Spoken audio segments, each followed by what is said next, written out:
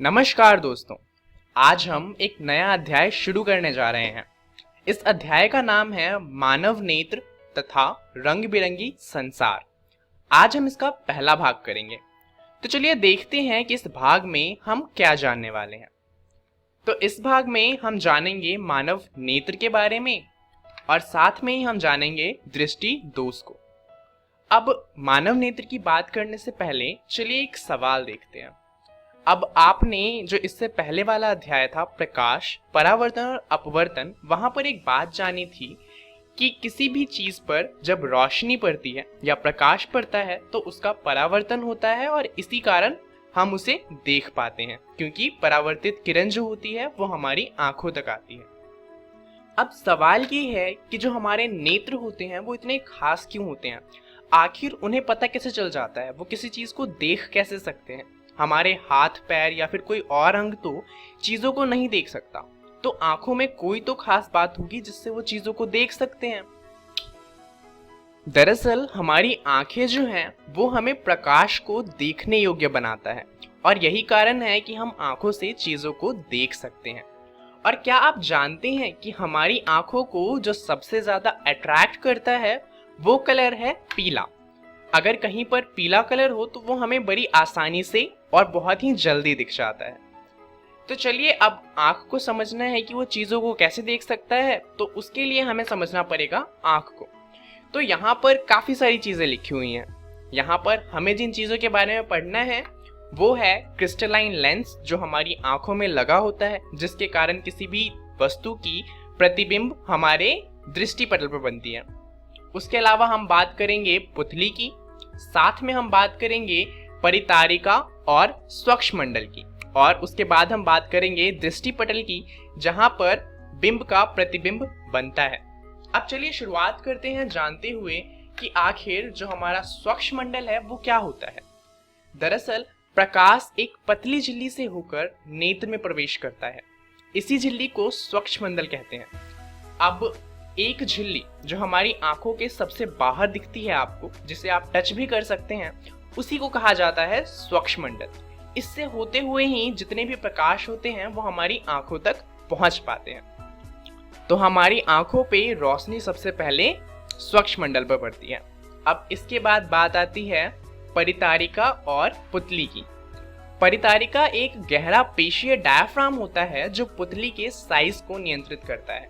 अब यहाँ पर आप देखिए, आप देख सकते हैं कि यहाँ पर आंख पे जो पुतली बनी हुई है, जो अंदर काले रंग का गोला दिख रहा है, उसी को पुतली कहते हैं।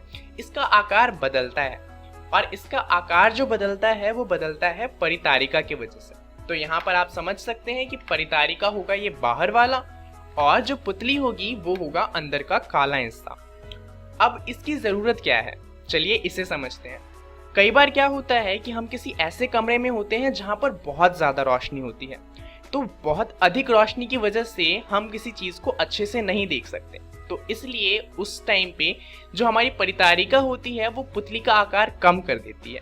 अब क्योंकि पुतली, ऐसा समझ लीजिए कि आंखों में एक होल होता है जिससे जो रोशनी है वो अंदर आ सके। अगर उस होल को छोटा कर दिया जाएगा तो आंखों में कम रोशनी जाएगी और उससे अगर किसी जगह पर बहुत ही ज्यादा रोशनी है तो भी हम चीजों को आसानी से देख सकते हैं।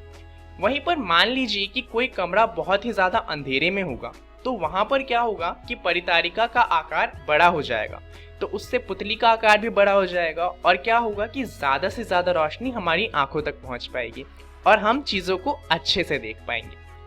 अब मान लीजिए आप एक कमरे में बैठे हुए हैं और अचानक से लाइट चली जाती है, तो क्या होगा, आपको सारी चीजें काली काली दिखेंगी, है ना, आपको कुछ भी दिखाई नहीं देगा। परंतु फिर क्या होगा कि थोड़ी देर बाद, 1 मिनट या 1.5 मिनट बाद आपको चीजें थोड़ी थोड़ी दिखाई देने लगेंगी। अब ऐसा क्यों होता है? दरअसल जब घर में रोशनी थी तो हमारी पुतली का आकार छोटा था। अब अचानक से जब लाइट चली गई तो पुतली का आकार तो अभी भी छोटा है और उसमें कम रोशनी आ रही है, इसलिए हमें कुछ दिखाई नहीं देता।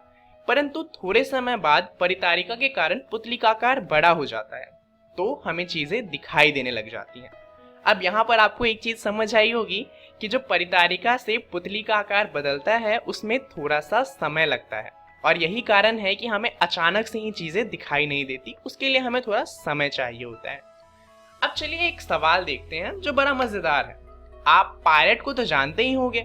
ये पहले के जमाने में लूटपाट किया करते थे और ये शिप पे रहा करते थे। अब ये जानने वाली बात नहीं है। बात ये है कि जितने भी पायरेट होते थे वो ज्यादातर अपनी आंखों पर एक आई पैच लगाते थे। जैसा कि आप यहाँ पर देख सकते हैं, एक काले रंग का पर्दा उनकी एक आंख पे लगा होता था। तो क्या आप जानते हैं कि इसका कारण क्या था? दरअसल बचपन में मुझे लगता था कि जो ये पायरेट होते हैं वो अपने आप को डरावना दिखाने के लिए ऐसा करते हैं, परंतु इसका कारण बहुत ही अनोखा है। अब इसे समझने के लिए हमें समझना पड़ेगा कि एक पायरेट की जो शिप यानी कि जो नाव होती है वो किस तरीके की होती है। दरअसल जो नाव होती है उस पे ऊपर की तरफ तो बहुत रोशनी होती है क्योंकि सूरज की वजह से बहुत ज्यादा रोशनी मिलती है, परंतु जब हम अंदर जाते हैं तो नाव के अंदर बहुत कम रोशनी होती है। इसका कारण ये है कि पहले के ज़माने में बिजली तो होती नहीं थी और हम बड़ी आग नहीं जला सकते क्योंकि जो हमारी शिप होती थी वो लकड़ी की बनी होती थी। अगर हम कोई बड़ी आग जलाएंगे तो उसे संभालना मुश्किल हो सकता है और ऐसा हो सकता था कि शिप में आग लग जाए। तो इसीलिए वहाँ पर बहुत ही कम रोशनी हुआ करती थी, मोमबत्तियाँ वगैरह जलाई जाती थी। अब ऐसे में मान लीजिए कि अचानक से कोई खराबी आती है या फिर कोई अटैक हो जाता है और जो हमारा कैप्टन है यानी कि जो पायरेट है उसे शिप के नीचे जाना पड़ता है, तो वहां पे क्या होगा कि वो बहुत ज्यादा रोशनी से अचानक से अंधेरे में आ जाएगा, तो उसे कुछ दिखाई नहीं देगा। इसीलिए वो क्या करते थे कि अपनी एक आंख पर पट्टी लगा लेते थे। तो जब वो नीचे जाते थे तो उस पट्टी को हटा देते थे और उन्हें नीचे जाते ही सब कुछ दिखाई देने लग जाता था, क्योंकि जिस आंख पे पट्टी लगी रहती थी उसकी पुतली का आकार पहले से बड़ा होता था। तो ये कारण था कि जो एक पायरेट होता है वो अपनी एक आंख पर आई पैच लगा के रखता था। चलिए अब जानते हैं समंजन क्षमता के बारे में। अब ये भी बड़ी अनोखी बात है। इसका मतलब क्या है पहले वो जान लेते हैं। अभिनेत्र लेंस की वह क्षमता जिसके कारण वह अपनी फोकस दूरी को समायोजित कर लेता है समंजन कहलाती है। अब इसका मतलब ये है कि जो हमारी लेंस होती है, जो हमारी आंखों में लगी होती है, उसका जो फोकस दूरी होता है उसको बदला जा सकता है। तो आखिर इस फोकस दूरी को बदलने की जरूरत क्या है? हम जानते हैं, हमने इससे पहले वाले अध्याय में भी पढ़ा था कि जो लेंस होता है वो क्या करता है, एक बिंब का प्रतिबिंब बनाता है। अगर हम बिंब की दूरी को बदलें तो प्रतिबिंब की दूरी भी बदलती रहती है। परंतु अगर हम आंख की बात करें तो यहाँ पर क्या है, हो सकता है कि कोई चीज बहुत पास में हो तो उसका प्रतिबिंब हमें बनाना है दृष्टिपटल पे, परंतु अगर कोई बिंब बहुत दूर रखा हुआ है तो उसका प्रतिबिंब भी हमें बनाना है दृष्टिपटल पे। अब यहाँ पर बिंब की दूरी को तो नहीं बदला जा सकता, और अगर बिंब की दूरी बदलती है तो जो दृष्टिपटल है हर बार उस पे इमेज नहीं बनेगी। तो यहाँ पर जो हमारा लेंस है उसकी फोकस दूरी को बदलना पड़ेगा, जिससे पास की बिंब हो या दूर की बिंब हो, दोनों का ही जो प्रतिबिंब बने वो दृष्टिपटल पे बने। और यही कारण है कि जो हमारी अभिनेत्री लेंस होती है उसमें ये क्षमता होती है कि वो अपनी फोकस दूरी को बदल सके। चलिए अब जानते हैं कि ऐसा होता कैसे है। अगर मान लीजिए कोई चीज पास में रखी है तो जो हमारी पक्षमाभी पेशियां होती हैं ये हमारी जो लेंस है उससे जुड़ी हुई होती हैं। ये क्या करती हैं, ये सिकुड़ जाती हैं। तो इनके सिकुड़ने से क्या होता है, जो हमारा लेंस होता है वो मोटा हो जाता है और उसकी फोकस दूरी घट जाती है। अब आप जानते हैं कि एक लेंस को बहुत ज्यादा मोटा तो नहीं किया जा सकता, और इसीलिए हम सबसे पास में रखी हुई वस्तु जो है वो 25 सेंटीमीटर तक ही देख सकते हैं। अगर 25 सेंटीमीटर से ज्यादा चीज कोई पास में लाई जाए तो हमें एक तो दिखाई नहीं देगी, धुंधली सी दिखेगी, और हमारी आंखों में दर्द भी होगा। उसके बाद बात करते हैं कि दूर की चीजों को कैसे देखते हैं। तो अगर कोई वस्तु दूर में रखी हुई है तो हमारी पक्षमाभी पेशियां जो हमारी लेंस से जुड़ी होती हैं वो क्या करेंगी, वो शिथिल हो जाएंगी, और उससे क्या होगा, जो हमारा लेंस होगा वो पतला हो जाएगा। अब पतले होने पे उसकी फोकस दूरी बढ़ जाएगी, और उसकी फोकस दूरी बढ़ने से जो हमारा प्रतिबिंब है वो वापस से हमारे दृष्टिपटल पे बन जाएगा। अब दूर देखने की कोई भी लिमिट नहीं है, हम अनंत तक देख सकते हैं। उदाहरण के लिए जो तारे हैं वो हमसे बिलियन लाइट ईयर्स दूर हैं, परंतु हम फिर भी उन्हें बड़ी आसानी से देख सकते हैं। वो छोटे दिखाई देते हैं क्योंकि वो दूर हैं, परंतु दिखाई दे जाते हैं।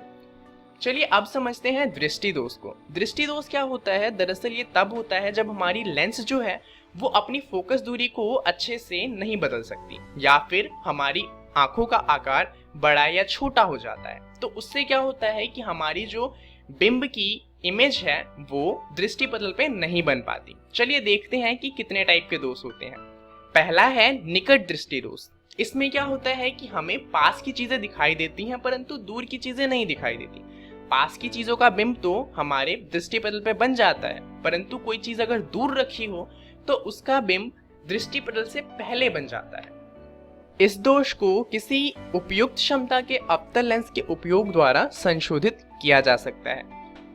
अब यहाँ पर आप देख सकते हैं, यहाँ पर पहले क्या है कि एक ठीक आई जो है वो इस तरीके से इमेज बनाती है। तो यहाँ पर हमारा जो बिंब है उसका इमेज दृष्टिपटल पे बन रहा है, परंतु अगर किसी व्यक्ति को निकट दृष्टि दोष है तो वहां पर क्या होगा कि जो इमेज यानी कि प्रतिबिंब है वो दृष्टिपटल से पहले बनेगा। और अगर हम यहाँ पर उचित क्षमता का अवतल लेंस लगाएं तो उससे क्या होगा कि फिर से जो प्रतिबिंब है वो हमारा दृष्टिपटल पे बन जाएगा और व्यक्ति जो होगा वो चीजों को फिर से देख सकता है। दूसरे तरह का जो दोष है वो है दीर्घ दृष्टि दोष। इसमें क्या होता है कि दूर की चीजें हमें दिखाई देती हैं परंतु पास की चीजें जो होती हैं उसका जो प्रतिबिंब बनता है वो दृष्टिपटल से पीछे बनने लगता है। तो यहाँ पर भी हमें चीजें धुंधली दिखाई देने लगती हैं। इस दोष को उपयुक्त क्षमता के उत्तल लेंस का उपयोग करके संशोधित किया जाता है। यहाँ पर क्या है आप देख सकते हैं, अगर कोई आई ठीक है तो उसका प्रतिबिंब इस तरह से बनेगा, परंतु अगर उसमें दोष है यानी कि दीर्घ दृष्टि दोष में तो क्या होगा कि जो प्रतिबिंब है वो दृष्टिपटल से पीछे बनने लगेगा। और अगर हम उचित क्षमता का लेंस इस्तेमाल करेंगे तो वापस से जो प्रतिबिंब है वो दृष्टिपटल पर बनने लगेगा और हम चीजों को देख पाएंगे। अगला जो दोष है उसका नाम है जरा दूरदृष्टिता। ये कुछ भी नहीं है, इसमें जो पहले के दोनों दोष थे वो दोनों ही होते हैं। तो हम ना तो दूर की चीजों को ठीक से देख सकते हैं और ना ही पास की चीजों को। तो इसमें क्या होता है, हम दो अलग अलग लेंस का इस्तेमाल करते हैं। पास की चीजों को देखने के लिए नीचे की तरफ उत्तल लेंस लगा होता है और दूर की चीजों को देखने के लिए ऊपर की तरफ अवतल लेंस लगा होता है। अब ये दोष किस तरीके से होते हैं, उनको कैसे ठीक करना है, इसके बारे में हम जानेंगे अगली वीडियो में। तब तक जान लेते हैं कि इस वीडियो में हमने क्या सीखा। इसमें हमने जाना मानव नेत्र के बारे में और साथ में हमने दृष्टि दोष के बारे में जाना। अब इसके बारे में आपको पढ़ना है अपनी एनसीईआरटी की किताब में मानव नेत्र तथा रंग बिरंगी संसार के अंदर, जिससे आपको ये चीजें और अच्छे से समझ में आ जाएंगी। अगली वीडियो में हम बात करेंगे दृष्टि दोष की, तो आपको ये भी पढ़कर आना है जिससे आपको अगली वीडियो और अच्छे से समझ में आए। अभी के लिए इतना ही, धन्यवाद।